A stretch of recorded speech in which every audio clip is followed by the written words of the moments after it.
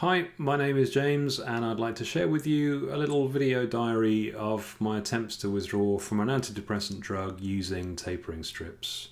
And before we start, I'd just like to say that people's experiences of coming off antidepressant drugs are very, very different. So nothing I say here should be construed as medical advice, and neither am I saying you should follow my example. It's very, very much an individual choice.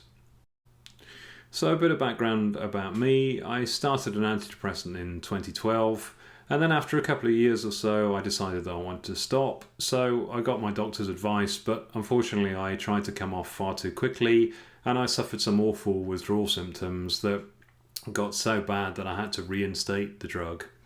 And then in 2017 I decided that I was ready to try and come off again, so this time I wanted to do it much more carefully and much more gradually, so I started using a liquid form to reduce slowly over time. But now, most recently, I've got to a stage where my dosage is becoming so low that it's actually getting difficult to precisely measure the liquid. So I made the decision to move on to something called tapering strips. So to explain a little bit about tapering strips, they've been developed in the Netherlands and they allow someone to gradually and precisely reduce the dosage of their psychotropic drugs over time. And they're available not just for antidepressants but also for benzodiazepines, for neuroleptics and mood stabilizers and some other classes of drugs too. And here's the web address should you want to know more about them. So what I intend to do is start off with something called a stabilization strip. And a stabilization strip provides a fixed dosage of the tablet over a 28-day period. So I have a tapering strip here and you can see there's a daily pouch with a single tablet in, and each one of those tablets is 5 milligrams, so there's no reduction at all.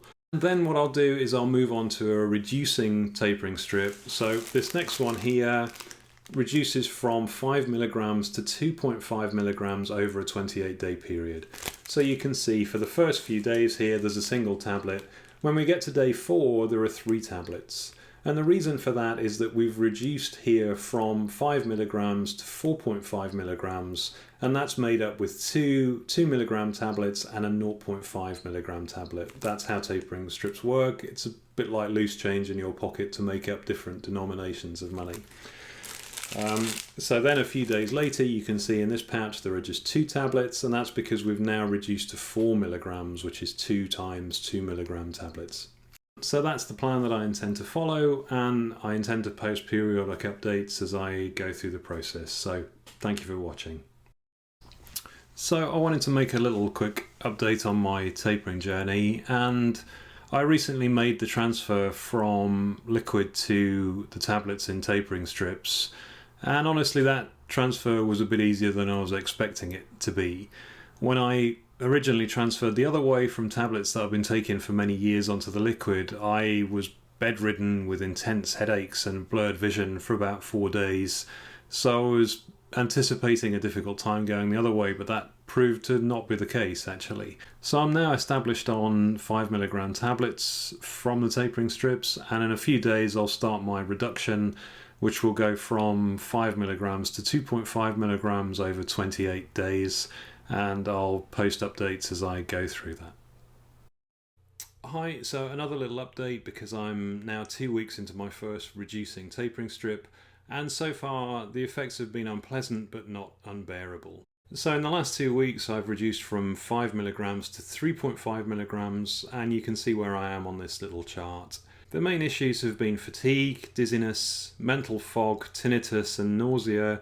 Although these effects haven't been constant, they've tended to peak just after I've made a reduction. And I've been managing this by resting often and by eating very little when the nausea is very bad. And so in the next 2 weeks I'll carry on with my reductions until I get to 2.5 milligrams. And once I'm at 2.5 I've then got a choice. I can pause for a time there, or I can just continue with the next tapering strip.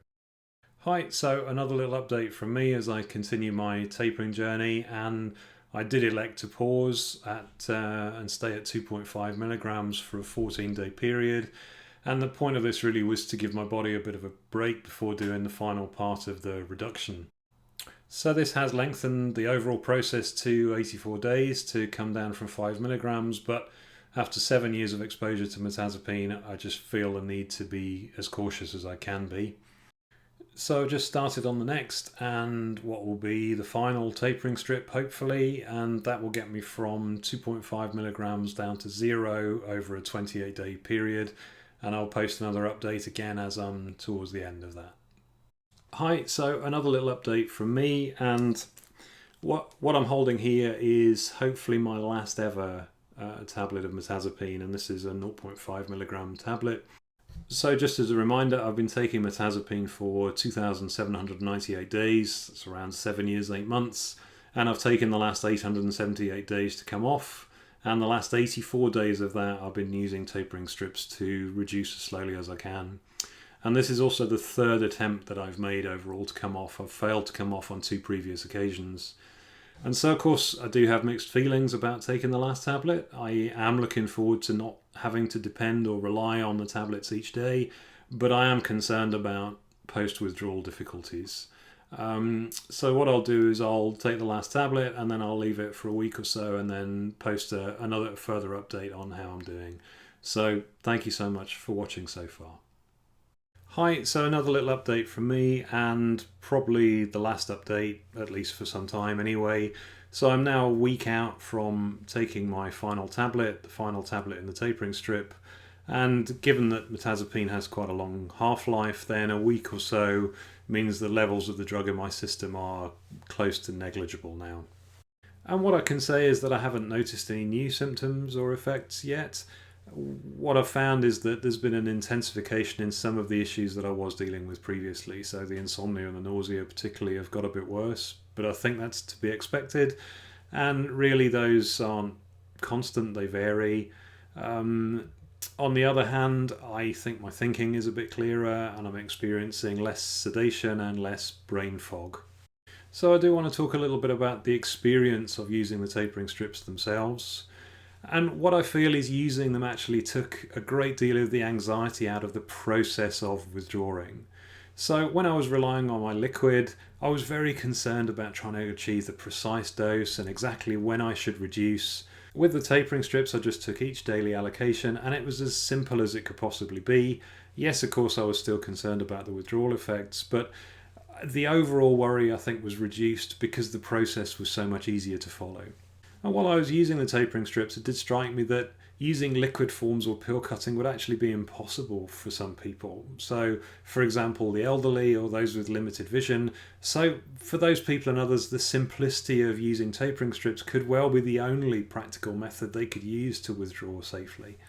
I also believe that the dosage precision of the tapering strips resulted in more stable levels of the drug in my body.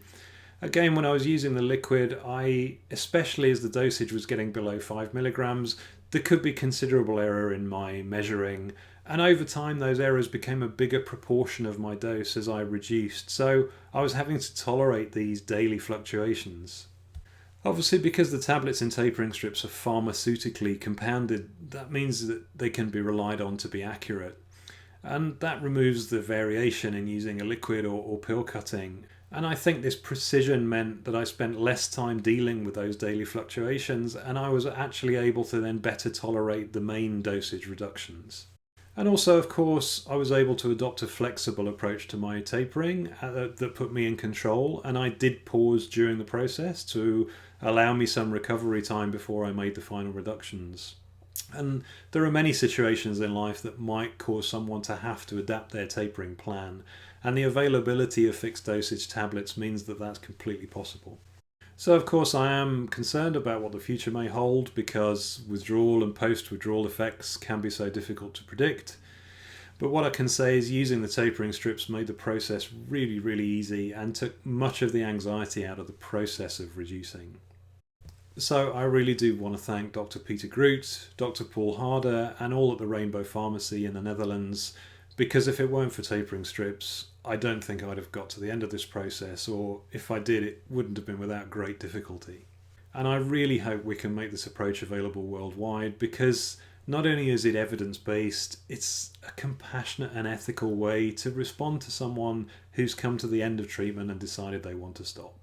And so thank you so much for bearing with me while I described my tapering journey, and If you are someone yourself considering tapering off your psychotropics, then however you choose to do it, I wish you well.